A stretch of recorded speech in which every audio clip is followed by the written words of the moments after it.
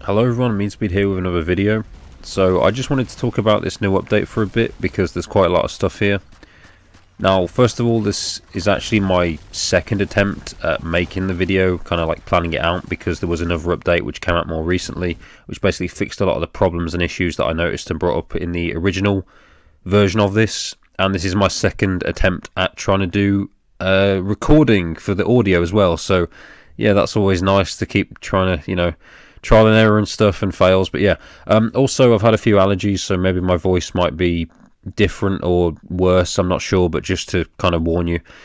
But yeah, first off, I just want to say thanks for the feedback on the previous video. I was surprised actually to see so many comments and views, that kind of stuff, for a BFH video in 2020, and it's cool to see people still care and want to see this game. So that's cool to me.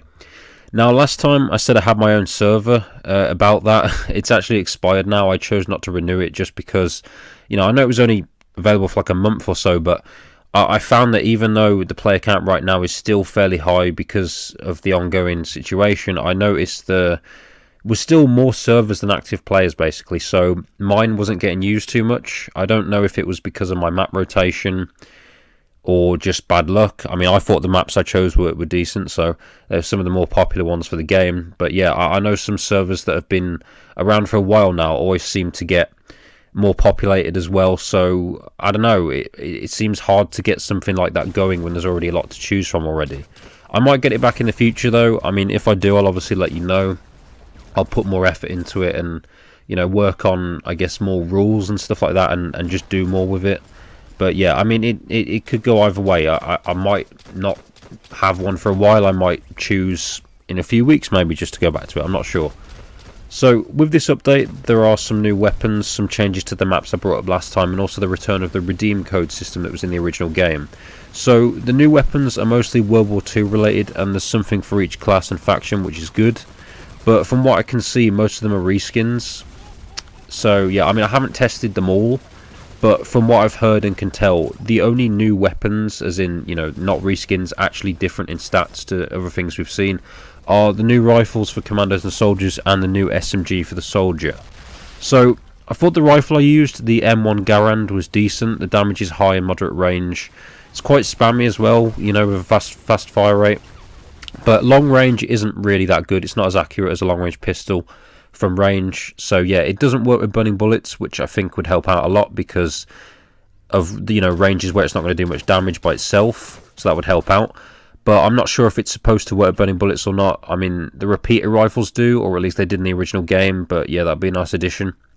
I had fun using it in moderate range, and I like the fire rate. Just know the long range pistol will beat it most of the time from long range.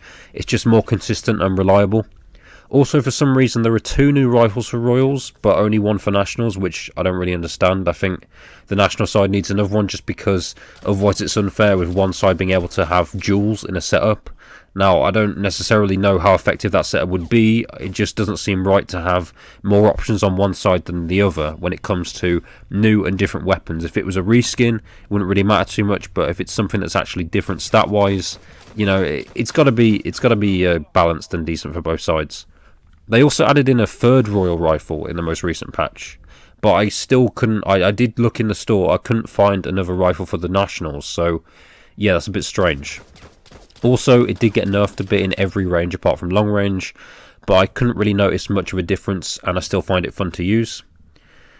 As for the SMG, it stands out because it has 71 ammo, the most out of any SMG in the game, which is pretty insane, and it shoots pretty fast as well, faster than the standard close range SMG, for example. So, from what I could tell, I found this SMG to be useful in close range, maybe better than other short range SMGs, but not as useful in other ranges. It's less accurate from moderate range and further away, and it does slightly less damage than the short range SMG in all ranges as well. It's not a direct upgrade, but like I said, it might be a bit better in close range fights because of the fire rate, and I think the extra ammo does help out as well. It's quite useful. So yeah, I think it's a good weapon if you only intend to use it in close range, and then something different to cover moderate and long ranges where it won't be that accurate. But yeah, it did get updated to do 1 less damage in close range, so what I'm saying there, all of that could change, about it being slightly better in close range than others, because yeah, I mean, it's a nerf. It could affect things. I'm not too sure though, because I haven't really used it much. I haven't had much time to test it out since that change. So most of the gameplay is going to be slightly outdated, but you can still get a bit of a feel for how they might work. So another strange thing here is this weapon's only for Royals. There isn't a national counterpart or equivalent. The new National SMG is just a reskin from what I could tell, so I don't get why there wasn't one of these made for the Nationals, even if it was basically just like a stolen version of this using the same kind of weapon model, you know, instead of, you know, putting in the time or you know, to make another weapon design entirely.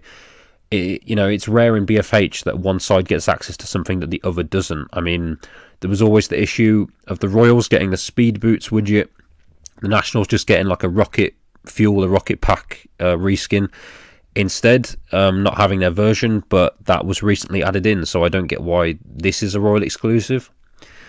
So the maps I mentioned in my last video got a fix. Previously they had like massive fall damage, collision damage, which was mad as well. Just stuff like that was just ridiculous on them, but now it's reduced. Blasting strike isn't as strong on these maps as well, which is good, and you can rocket jump and land more comfortably too. Punish zones were added, so people can't literally stay in and walk around the enemy base to spawn kill, which is nice, but some zones aren't that large and it's still possible to spawn kill from sides of the enemy bases because of open spots, just basically spots just too open on the map called Trouble Terrace. Spawn points were changed as well, which seemed to work out better on the map Kawaii Kick, so you don't like spawn in the middle of a fight or an explosion in the middle of a narrow corridor as much as you did before, but some maps were made worse because of it, like Jolly Juggernauts, where both the middle flags would spawn you too close to the enemy base, so it would get unbalanced and chaotic pretty fast. This did get updated though, so you don't actually spawn close to the enemy base anymore, I believe, which is good because, you know, it was basically like fixing one thing to break another. You know, even though the maps were more balanced with some of the changes I mentioned, another level of unbalance came with those weird spawns. So yeah. Another change to this map specifically, Jolly Juggernauts, is a blue house that used to be instant death for anyone that got blasted into it now isn't as lethal. I'm glad this got fixed because I died way too many times to it and I always had a feeling something was off with it, and I don't think many people knew about it either. A redeem code system was added to the website so you can redeem codes for VP.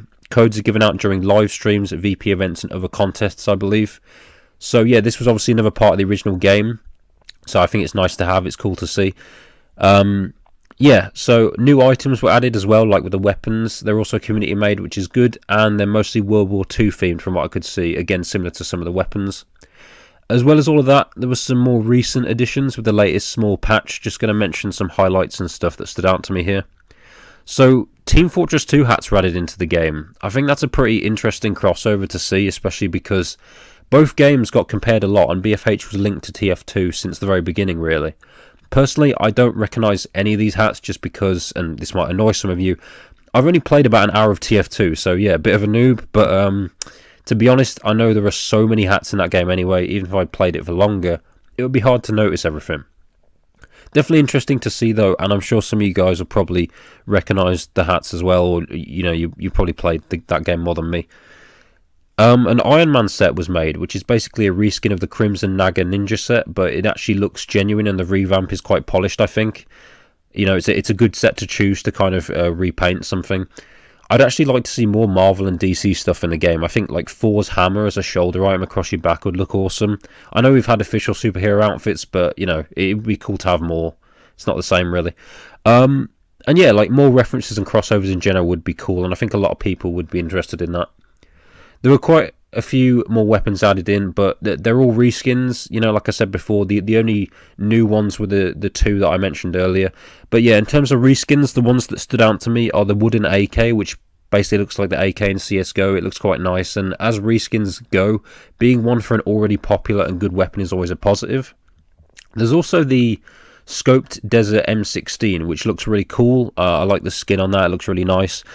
But I do think, you know, it should have been for the close range M16, you know, the normal M16, because no one uses the scoped M16. It's really weak, the scope is kind of useless, it always has been really, so, you know, when you scope in with that, it's a crappy scope anyway, but I mean, if you use any abilities, like Burning Bullets or Sixth Sense, it zooms the scope out, so it's even worse, you know, it's not really a weapon most people are going to want to use.